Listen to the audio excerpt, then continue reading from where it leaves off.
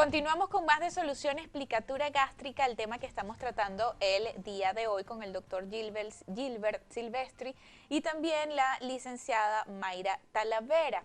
Y justamente estábamos conversando, doctor, en el bloque anterior, de cómo se hace esta técnica. Usted la comparaba con con la manga gástrica. Sí, Y justamente nos tiene este pendón acá y nos va a seguir explicando porque sí, yo lo corté en el bloque anterior para irnos seguro, a... seguro.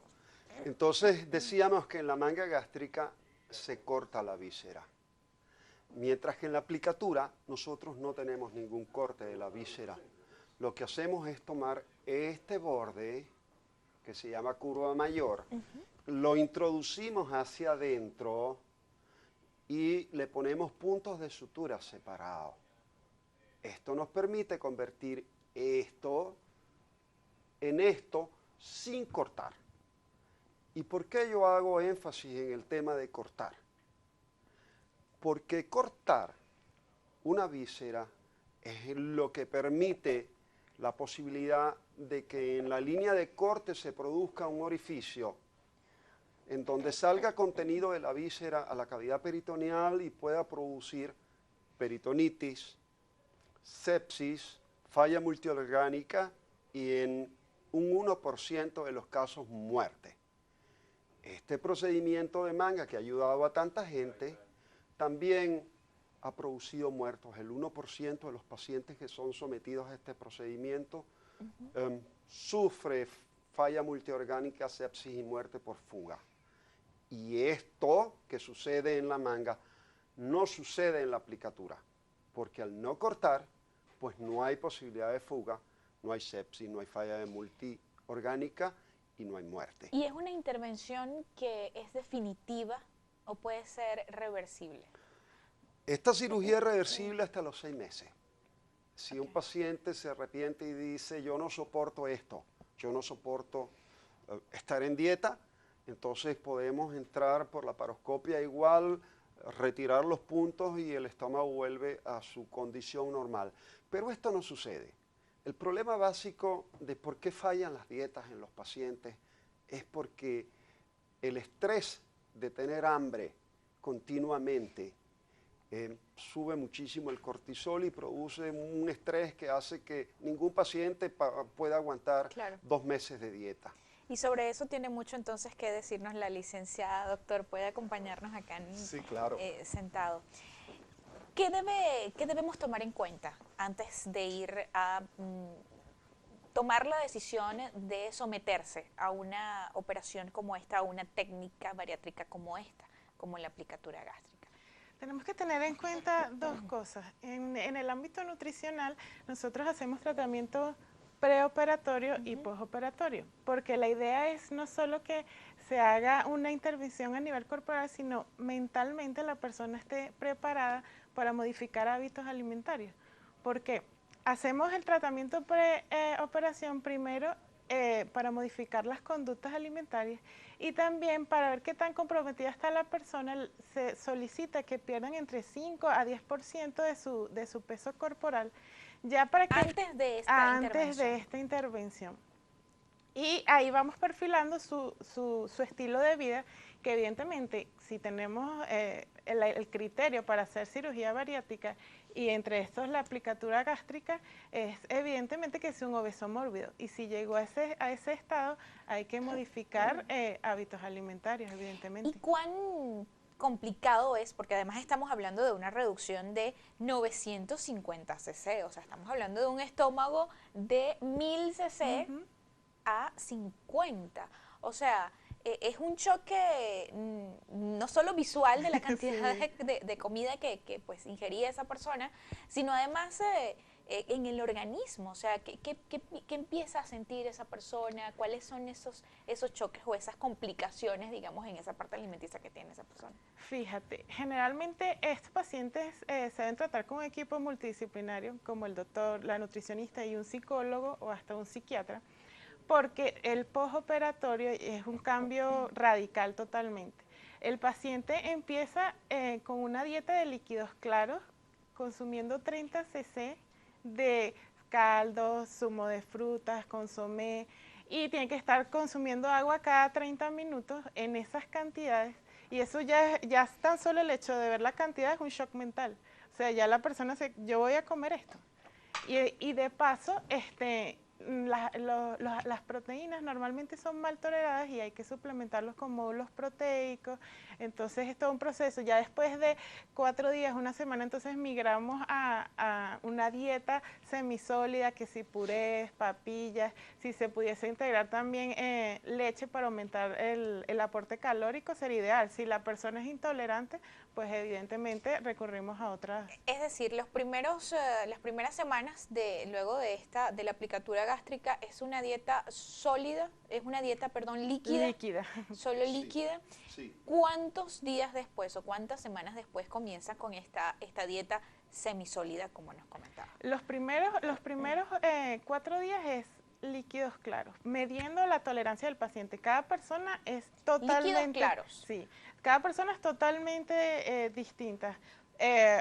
Cuando la persona vemos que hay aceptación de esos líquidos claros, en estos primeros 4 días a una semana, que como te digo, depende del paciente, después mediamos con semisólida o tipo puré, como normalmente la llamamos. Se hacen esas personas porque obviamente comer proteínas como carnes ya con un estómago de 1000 cc a veces se hace pesado.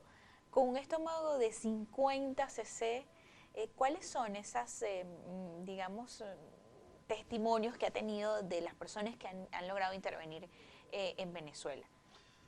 Normalmente y afortunadamente en Venezuela tenemos muy buenos profesionales como la doctora y muchos otros nutricionistas. Los nutricionistas son y juegan un papel muy importante en el tratamiento del paciente obeso, porque una vez que nosotros hacemos el procedimiento bariátrico, el éxito de este procedimiento queda básicamente en manos de la doctora. Porque, por ejemplo, en plicatura gástrica el paciente se desteta del cirujano muy rápido. Viene a la primera consulta a la semana para evaluar la cirugía, quitar los puntos, etcétera. Viene a una segunda consulta un mes y después ya el paciente queda en manos del nutricionista. Y uno de los 2 puntos esenciales para que haya éxito en un paciente obeso y logre ser delgado por el resto de su vida depende de que cambie sus hábitos de alimentación. Si el paciente no está dispuesto a cambiar sus hábitos de alimentación, los cuales al cabo de 6 meses son prácticamente normales al de una persona cualquiera, pero en porciones reducidas. Si el paciente no está dispuesto a cambiar sus hábitos de alimentación, mejor que no se opere. ¿Por qué?